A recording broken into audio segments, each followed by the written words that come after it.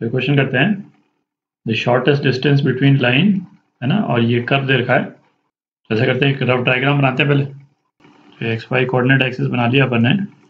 y is equal to x, ये तो इस तरह से एक स्ट्रेट लाइन हो जाएगी, ठीक है। y इजिकल टू एक्स, अच्छा Y square is equal to X minus two, ठीक। तो ये एक पैराबोला है ना, वाई स्क्वायर के कारण ये, है ना, इस तरह से राइट हैंड साइड में खुलेगा। जैसे एक्स स्क्वायर वाला पैराबोला जो है ऊपर की तरफ खुलता है, वाई स्क्वायर वाला पैराबोला जो है राइट हैंड साइड में खुलेगा। तो वाई जो है वो 0 कब है, एक्स इजिकल टू 2 पे, है ना, यहाँ पे। तो ये पैराबोला जो है वो कुछ इस टाइप का खुल जाएगा, आप देख रहे हैं।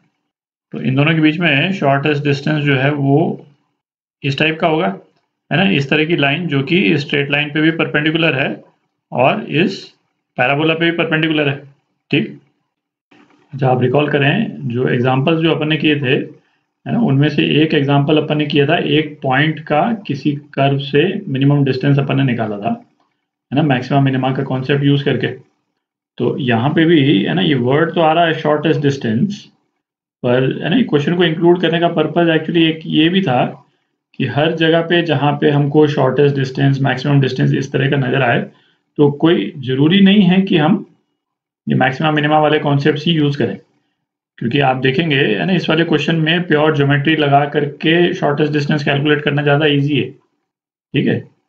यदि आप मैक्सिमा मिनिमा करके लगाएंगे तो आपको किस वेरिएबल को मिनिमाइज करना है, ये डिस्टेंस डी वाले वेरिएबल को मिनिमाइज करना है, ठीक है।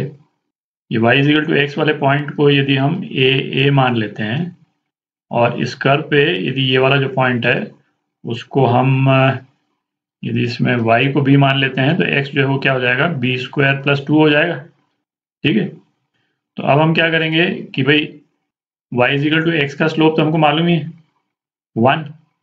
तो ये ग्रीन वाली जो लाइन है इसको यदि मैं ए बी बोल देता हूँ, तो ए बी लाइन का स्लोप जो है वो क्या हो जाएगा, -1 हो जाएगा, क्योंकि इसके परपेंडिकुलर है। अच्छा ये दो पॉइंट अपन ने ले लिए, तो y2 minus y1 upon x2 minus x1 ये किसके बराबर हो जाएगा, एम ए बी के बराबर हो जाएगा। ये डिस्कस मैं केवल इसलिए कर रहा हूँ, है ना, ये अप्रिशिएट करने के लिए कि मैक्सिमम मिनिमम वाला जो मेथड है ना, वो लंबा पड़ेगा। तो आप देखें, है ना, इस तरह से आप करेंगे तो a as a function of b आ जाएगा आपके पास में, आप देख रहे हैं, ठीक है। और डिस्टेंस जो है, डिस्टेंस मतलब डिस्टेंस क्या हो जाएगा, b माइनस ए का square plus b plus 2 minus A का स्क्वायर, ये डिस्टेंस स्क्वायर हो गया, है ना, इसको मैं कैपिटल D बोल देता हूँ। और फिर इस वाली इक्वेशन से a की वैल्यू, क्योंकि अपने को तो एक वेरिएबल में चाहिए ना ये वाला डिस्टेंस जिसको हमको मिनिमाइज करना है, तो a की वैल्यू b के टर्म्स में अपन इसमें डालेंगे और उसके बाद में क्रिटिकल पॉइंट निकालेंगे इसको डिफरेंशिएट करके, this is equal to 0। As it is भी आप देख रहे हैं कि डिफरेंशियल भी काफ़ी लंबा सा आएगा ये। फिर उसके बाद में आप, है ना, a या b जिसकी भी वैल्यू निकालेंगे, फिर है ना b की भी वैल्यू निकालेंगे, उसके बाद में फिर ये डिस्टेंस निकालेंगे। काफ़ी लंबा प्रोसेस होगा, आप करके देख लें। उससे बेटर है कि हम इसको सिंपल ज्योमेट्री लगा के ही सॉल्व कर लें, है ना। तो मेन पॉइंट क्या है इस क्वेश्चन को करने का, है ना, इसमें अपन मैक्सिमम मिनिमम का कॉन्सेप्ट नहीं यूज करते कि हर जगह जहाँ पे भी आप शॉर्टेस्ट डिस्टेंस मैक्सिमम डिस्टेंस कुछ इस टाइप का यदि देखें तो जरूरी नहीं है कि हर केस में आप, है ना, मैक्सिमम मिनिमम का कॉन्सेप्ट ही लगाएं। तो क्वेश्चन चूंकि अपन ने ले लिया है तो इसको ज्योमेट्री लगा के कर तो लेते ही, ठीक। तो ज्योमेट्री वाले प्रोसेस में अपन क्या करेंगे, है ना, बी के कोऑर्डिनेट्स निकाल लेते हैं और बी के कोऑर्डिनेट्स निकाल करके इस वाली लाइन से डिस्टेंस निकाल लेंगे, ठीक है। पैराबोला की क्या इक्वेशन दे रखी है अपने को, Y square is equal to X minus 2, इसको डिफरेंशिएट करते हैं तो 2y divide by D x, ये क्या आ गया, 1 के बराबर आ गया। तो डिवाइड बाई डी एक्स जो है वो क्या है, 1/2y। तो हर पॉइंट पे पैराबोला का स्लोप जो है वो अपने पास में आ गया। अच्छा सपोज बी पॉइंट के कोऑर्डिनेट्स जो हैं उसको x1 y1 ले लेते हैं, ठीक है। तो divide by D x x1 y1 पे ये कितना हो जाएगा, 1/2y1 हो जाएगा, ठीक। तो ये जो स्लोप आई है ना, ये स्लोप तो क्या आई, b पे टेंजेंट की स्लोप, हमको इसके परपेंडिकुलर की स्लोप चाहिए, तो इसके परपेंडिकुलर की स्लोप जो है वो क्या हो जाएगी, -2y1 हो जाएगी, ठीक है। दोनों को मल्टीप्लाई कर देंगे तो -1 आ जाएगा।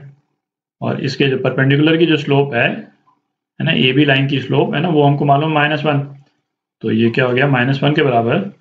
तो y1 जो है वो क्या आ जाता है 1/2 आ जाता है। ठीक है, तो x1 निकाल लेते हैं। x1 जो है वो क्या हो जाएगा y1 स्क्वायर प्लस 2, ये कितना हो गया 1/4 प्लस 2, तो 9/4 हो गया। ठीक, तो x1 y1 ये क्या आ गया अपने पास में 9/4 और 1/2। ठीक, अब थोड़ी जगह कर लेते हैं। तो पॉइंट बी का हमको डिस्टेंस निकालना है किस लाइन से, x minus Y is equal to 0 वाली लाइन से।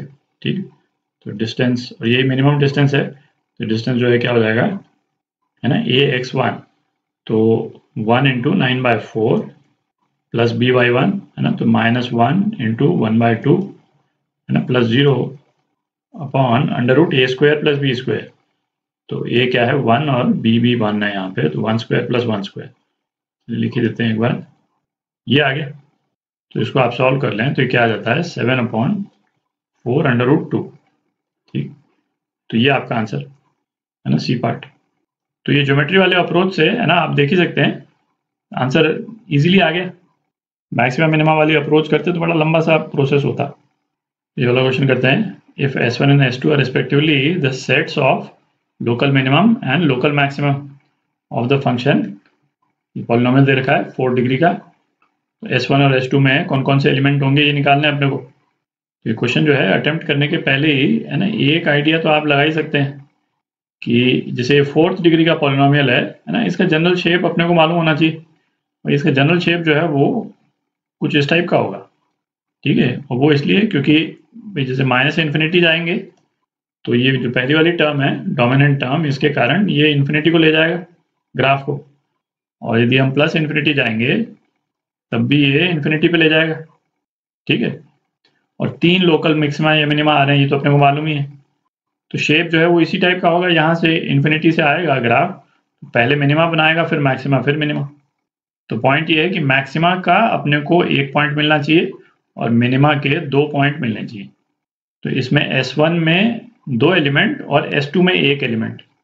ठीक है, तो देखते ही अपन ये कह सकते हैं कि अपना आंसर जो है या तो B होगा या C होगा, है ना, A और D तो वैसे भी नहीं हो सकता। तो अब करते हैं इसको, है ना, इसको डिफ्रेंशिएट करते हैं क्रिटिकल पॉइंट निकालने के लिए। f dash x is equal to 36x³ plus 36x square minus 72x, इसको 0 से इक्वेट करते हैं, तो ये क्या आ गया 36x x² plus x minus 2, इसको 0 से इक्वेट किया, ये क्या आ गया 36x x plus 2 into x minus 1, ये आ गया।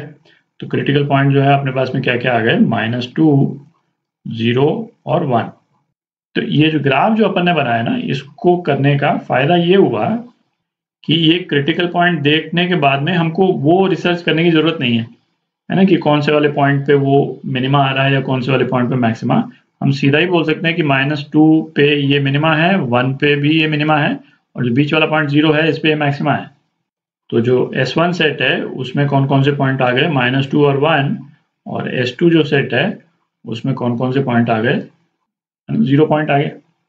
आप चाहें तो उसको वो नंबर लाइन पे लेके भी बना सकते हैं, है ना, आप कर लें वो एक्सरसाइज, है ना। वो एक्सरसाइज करते यदि अपन तो क्या होता है भाई, यहाँ पे है ना ये पॉजिटिव, इस वाले पोर्शन में f डैश x, है ना, यहाँ नेगेटिव, यहाँ पॉजिटिव, यहाँ नेगेटिव।